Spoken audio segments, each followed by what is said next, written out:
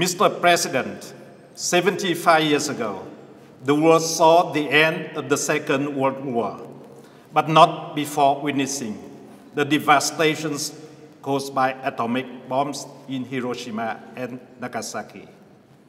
In efforts to save succeeding generations from the scourge of war and the threat to the survival of mankind, to foster friendly relations and peaceful coexistence between all states, and to save the finite resources for social and economic development. The first special sections of the United Nations General Assembly on disarmament placed the highest priority on nuclear disarmament and the prevention of nuclear war. Since then, the world has made significant strides.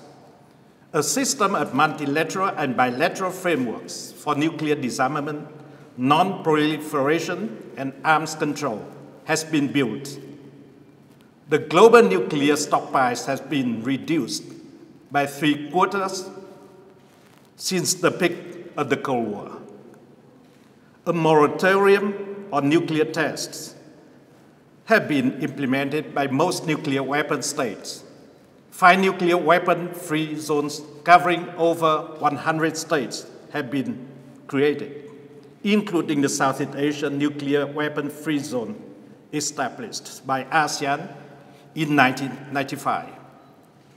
Yes, the prospect of total eliminations of nuclear weapons remain elusive.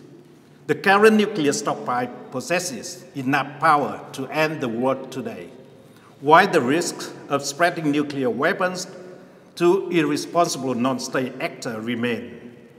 Growing tension among nuclear weapon states is putting the global machinery under extreme pressure. Vietnam supports all efforts towards nuclear disarmament and non-proliferation, and has become member of all international treaties to this endeavor, including the NPT, the CTBT, and most recently, the Treaty on Prohibition of Nuclear Weapons.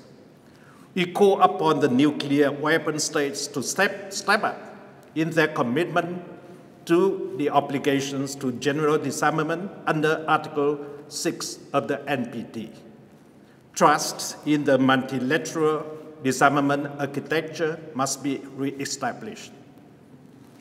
Regional architectures need to play a more expansive role in establishing and implementing nuclear weapon-free zones in all areas.